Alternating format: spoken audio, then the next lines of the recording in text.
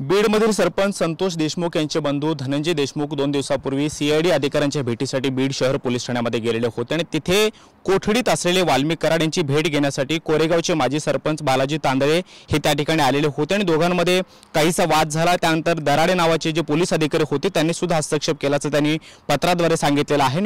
बीडच्या पोलीस अधीक्षकांकडे या संदर्भात तक्रार करून चौकशीची मागणी केलेली आहे। नेमका घटनाक्रम काय झाला, पोलीस ठाण्यात नेमकं काय झालेलं होतं हे आपण प्रत्यक्ष बालाजी तांदळे यांच्याकडून जाणून घेणार आहोत।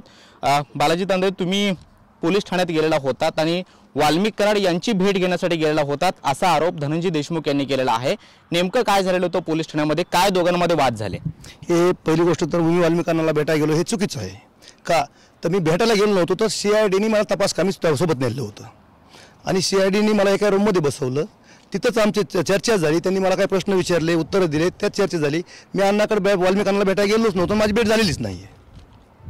वाल्मिक कराड यांना पोलीस ठाण्यात व्हीआयपी ट्रीटमेंट मिळते, त्यांना लोक भेटायला येतात आणि त्यापैकी एक तुम्ही होतात असं हे पत्र बीडच्या पोलीस अधीक्षकांकडे धनंजय देशमुख यांनी दिलेलं आहे। यामध्ये सगळा घटनाक्रम त्यांनी मांडलाय। त्यामध्ये तुम्ही तिथे भेटीसाठी गेलेला होता, त्यावेळी तुम्हाला त्यांनी जाब विचारला, त्यानंतर दराडे नावाचे पोलीस अधिकारी यांनी हस्तक्षेप करून त्यांना शांत बसवण्याचा प्रयत्न केला आणि म्हणून तुमचं आणि दराडेंचं संगनमत आहे असं ते म्हणतात। नाही, चुकीचं आहे। विषय असा झाला सर, मी बाहेरून ज्यावेळेस मध्ये चाललो, मी बाथरूमला गेले, नंतर ज्यावेळेस मी सीआयडी सरांना विचारलं बाथरूमला जाऊ का, जा म्हणले। बाथरूमहून ज्यावेळेस मी आलो त्यावेळेस माझा धनंजय देशमुख समोर दिसले, तर ते मला म्हणले तुझ्या चेहऱ्यावर तर टवटवे दिसले, एवढं बोलले। नाही सर म्हणलं, जाणू मी सीआयडी सरांनी मला बोललो, हे नंबर दाखवा झाला मोबाईलवर की मला सीआयडी साहेबांनी तपास कामी बोलवलेलं आहे, मी त्या विषयाच्या संदर्भात आलेलो आहे, मी काय दुसऱ्या कामाला आलेलो नाही, भेटायला कोणाला आलेलो नाही असं स्पष्ट बोलत आलं। काय झालं होतं, तुम्ही कधी पोलीस ठाण्यात गेलेला होतात सीआयडी अधिकाऱ्यांच्या भेटीसाठी? तुम्हाला कुणी फोन केलेला होता, कुणी बोलावलेलं होतं, काय चर्चा झाली, कशासाठी बोलावलेलं होतं आणि नंतर काय झालं? सकाळी 9 वाजता मला सीआयडी गुजर साहेबांचा फोन आला की मी सीआयडीचे त्यांना फोन केला मला की सीआयडी ऑफिसमधून बोलतोय, तुम्ही चौकशीला या। मी ठीक आहे सर म्हणलं, अर्धा एक तासात पोहोचतो मी आंघोळ केलेलं नाही। तर सर मला म्हणले तुम्ही कोरेगाव स्टँडवर थांबा, मी येतोय। ठीक आहे म्हणलं सर, मी आंघोळ करून येतो। मग आंघोळ करून आल्यानंतर मी थांबलो स्टँडवर, तर मी फोन केला तर सर म्हणले तुम्ही केरलाच या, वेळ आहे। मग केरला गेल्यानंतर चर्चा झाली माझी, चर्चा झाल्यानंतर सर म्हणले आपल्या बीडला जायचं आहे। सर मला ठीक आहे, मग बीडला गेल्यानंतर आम्ही 3 तास माझी त्यांची चर्चा झाली तिथं ऑफिसमध्ये, म्हणजे तुम्ही त्या पोलीस ठाण्यामध्ये होतात? ऑफिसमध्येच चर्चा झाल्यानंतर मी बाथरूमला गेल्यानंतर वापस येताना मला धनंजय देशमुख दिसले। काहीच विषय नाही, चर्चा नाही, काही नाही। फक्त त्यांना मला त्यांना विचारलं की तू कसं काय इकडे आला? मी नाही, मी सीआयडीने आलं म्हणून मी आलोय। सीआयडीने तुम्हाला का बोलावलं होतं? म्हणजे या सगळ्या प्रकरणाचा तपास ते करतायत, अनेक लोकांचे स्टेटमेंट होत आहेत, तुमचा त्यामध्ये काय रोल होता? तुम्ही काय पाहिलेलं होतं किंवा कशा संदर्भात जबाब नोंदवण्यासाठी बोलावलेलं होतं? काय तुमच्याकडून माहिती सीआयडी वाल्याने घेतली?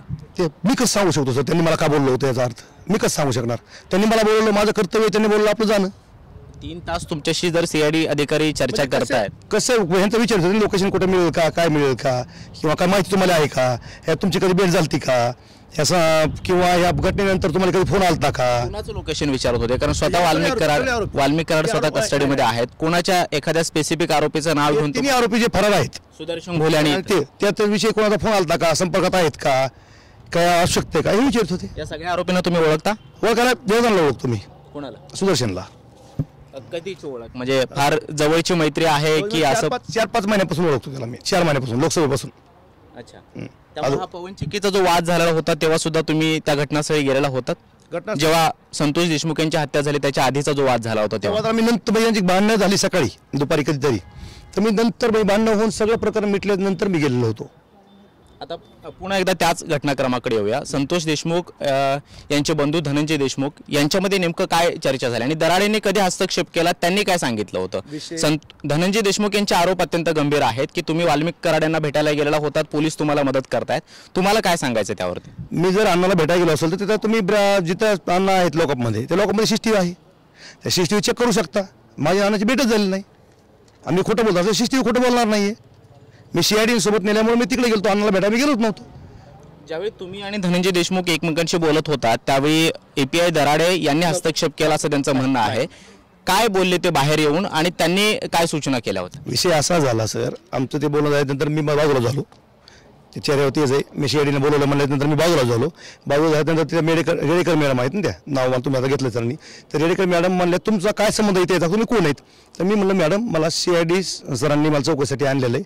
त्यावेळेस तसं बोलल्यानंतर संतोष धनंजय बाजूला होता, तर ते PI पोलीस होते कोण त्यांनी काय केलं, तुमच्या रूममध्ये जा आणि तुम्ही शांत बसा, तुमचं काय इकडे बोला असं बोलले, बाकीचा विषय नाही. ते दराडेची माझी ओळख पण नाही आहे. त्यांनी त्या कॉन्स्टेबल मॅडमला दराडेंनी सांगितलं की हे CID सोबत आलेत आणि तुम्ही त्यांना काही बोलू नका. हे CID सोबत आलेत, तुम्ही तुमच्या रूममध्ये जाऊन बसा, तुम्ही इकडे बसा, असा विषय झाला. दुसरा विषय झाला नाही. जवळपास 3-3.5 तास तुम्ही पोलीस ठाण्यात होता. 3 तास. वाल्मिक कराड यांना पाहिलं तुम्ही? नाही पाहिलं. भेटी नाही झाली. भेट. भेटीचा जो आरोप कथितपणे केला जातोय 100% चुकीचं आहे. माझी अन्नाची भेट झालेली नाहीये. दुसरा एक महत्त्वाचा प्रश्न, वाल्मिक कराड यांच्याशी तुमचे संबंध कसे आहेत? किती जवळचे आहेत? किती ओळखी आहेत तुमच्या दोघांमध्ये? आता मी सरपंच आहे, ते इथं काम पाहतात म्हणून थोडी ओळख आहेच ना. किती ओळख आहे? किती म्हणजे कसं सांगते, कारण त्यांचं असं म्हणणं आहे की वाल्मिक कराड यांच्या अत्यंत जवळचे निकटवर्तीय तुम्ही आहात आणि तुम्हाला त्या पोलीस ठाण्यामध्ये बोलावणं किंवा ज्या लॉकअपमध्ये त्यांना ठेवण्यात आलेलं आहे त्याच्या अगदी बाजूला तुम्हाला तिथे बसवणं आणि 3 तास बसवणं, यावरती प्रश्न खरा उपस्थित होतोय. 3 तास हे CID चौकशीसाठी बसवलं होतं काय, आणि मी किती जवळचा आहे का दूरचा आहे हे बाहेरच्या सांगण्याची गरज नाही ना. पण तुम्ही आता माध्यमावरती एवढं सगळं स्पष्टीकरण देता, तर तुम्ही तेवढं तर सांगू शकता की परिचित आहेत नाही आहेत? आहेत परिचित, मी कधी नाकारलंय. खोटं बोलून चालणार आहे, थोडंच आहेत परिचित माझ्या. म्हणजे धनंजय देशमुख यांचे आरोप पूर्णपणे खोटे आहेत? खोटे 100%. माझी भेट झाली नाही. बरं तुम्ही CCTV चेक करा, मी भेटलो का नाही. आणखी एक महत्त्वाचा प्रश्न, संतोष देशमुख यांची हत्या झाली आणि त्यानंतर जो काही तपास CID कडून केला जातोय किंवा बीड पोलिसांकडून केला जातोय, त्यामध्ये तुम्ही याच्या आधी सुद्धा चौकशीला गेलेला होतात का? CID ने बोलवण्याच्या आधी जेव्हा पोलिसांकडे तपास होता तेव्हा तुम्ही त्यांना मदत केली होती अशी? नाही, मला कोणी कॉल केलेला नाही. CID ने अचानक बोलवण्याचं प्रयोजन म्हणजे फक्त सुदर्शन घोले यांचा ठाव ठिकाणा शोधण्यासाठी की हा सगळा घटनाक्रम समजून घेण्यासाठी तुम्हाला बोलावलं होतं? मी कसं सांगू शकतो त्यांनी का बोलवलं ते? मी थोडं सांगू शकतो उत्तर, त्यांनी ती सांगू शकतो कशासाठी बोलवलं होतं ते. नाही, या सगळ्या कथित खंडणी प्रकरणामध्ये जो काही 2 कोटी खंडणीचा आरोप वाल्मिक कराड आणि इतर त्यांच्या सहकाऱ्यांवरती होतोय, त्याच्या आधी जो पवन चिक्कीचा वाद होता किंवा आवादा नावाच्या कंपनीकडून जे काही खंडणी मागण्यात आलेली होती त्याच्या आधी जे काही तोडफोड झाली, मोडफोड झाली, त्यामध्ये तुम्हाला या सगळ्या घटनाक्रमामध्ये कधी तुम्ही होतात प्रत्यक्ष भेटीच्या वेळेला? नाही, एकदा पण नाही. फक्त आरोपींचा ठाव ठिकाणा शोधण्यासाठी CID ने बोलवलं होतं एवढं तुम्ही स्पष्टपणे सांगताय? ठाव ठिकाणाच बोलण्यासाठी बोलवलं होतं. दुसरी कुठल्याही आरोपामध्ये तथ्य नाहीये. मग धनंजय देशमुख जे आरोप करतायत त्यावरती तुम्हाला काय सांगायचं आहे? सर्व आरोप चुकीचे आहेत. ते एकाही आरोपाशी मी सहमत नाहीये.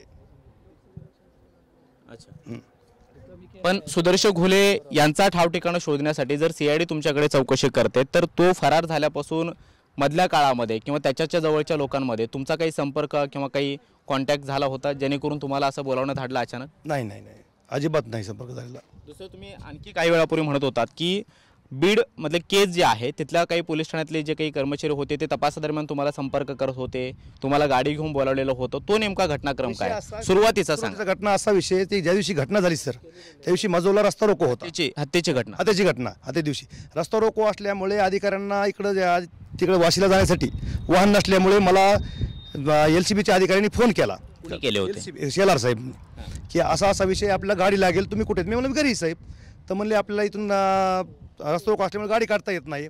मला आलो साहेब, मी रोडला आलो. मग ते मी शेलार साहेब, गावातले 2 पोरं घेते सोबत मी, आणि नेकनूरचे गोसावी साहेब API, हे असे सगळे आम्ही मिळून केरला नांदूरला घेऊ. नांदूरहून 2 आरोपी आम्ही त्या अधिकाऱ्यांना टिप आली. कोणते 2 आरोपी तुम्ही आणले त्यांच्यासोबत? महेश केदार आणि चाटे, विष्णू चाटे? नाही, ते दुसरं काय नाव, जयराम चाटे.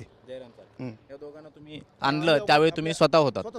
पण या सगळ्या तपासादरम्यान जेव्हा पोलीस आरोपींना आणत होते तेव्हा तुमची गाडी वापरण्यात आली होती? हो, माझीच गाडी होती. एवढे पोलीस सुद्धा एवढे जवळचे आहेत की तुम्हाला कॉन्टॅक्ट करून त्यावेळेला तुम्हाला?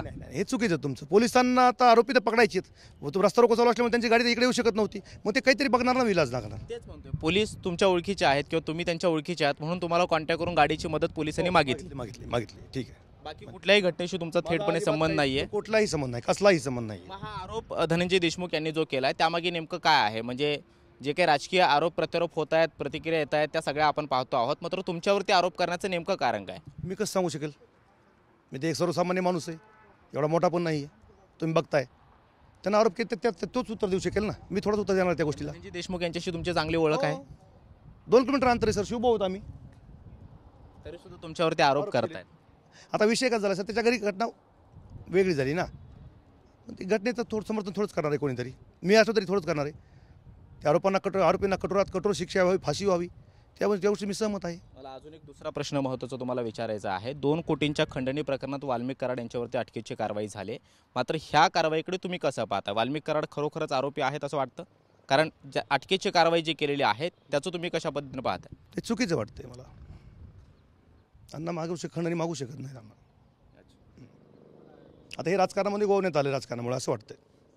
म्हणजे कार्यकर्ता म्हणून तुम्ही त्यांचं समर्थन करता. बालाजी तांदळे आपल्यासोबत होते. ते कोरेगावचे माजी सरपंच आहेत आणि 2 दिवसापूर्वी ते बीड शहर पोलीस ठाण्यामध्ये जिथे वाल्मिक कराड यांना पोलीस कोठडीमध्ये ठेवण्यात आलेलं आहे तिथे गेलेले होते आणि योगायोगानं त्याच वेळेला सरपंच संतोष देशमुख यांचे बंधू धनंजय देशमुख त्या ठिकाणी आले आणि दोघांमध्ये काहीसा वाद झाला. पोलिसांनी हस्तक्षेप करून तो मिटवला. मात्र धनंजय देशमुख यांचा एक महत्त्वाचा आरोप हा आहे की वाल्मिक कराड यांना भेटण्यासाठी बालाजी तांदळे हे पोलीस ठाण्यामध्ये गेलेले होते आणि पोलीस आणि त्यांचं कुठेतरी संगनमत आहे. मात्र हे सगळे आरोप पूर्णपणे खोटे आहेत. मी अशा पद्धतीची कुठलीही भेट घेतलेली नाही आहे किंवा पोलिसांनी मला कुठलीही मदत केली नाही. मला CID अधिकाऱ्यांनी सोबत नेलेलं होतं आणि चौकशी कामी नेलेलं होतं असा खुलासा बालाजी तांदळे यांनी स्वतः केलेला आहे. व्हिडिओ जर्नलिस्ट सुशांत सोबत कृष्णा सोनारकर, TV9 मराठी, बीड.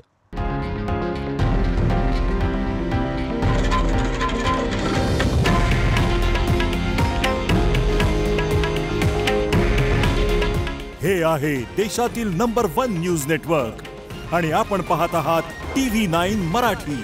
काळजी तुमची, हित महाराष्ट्राचं.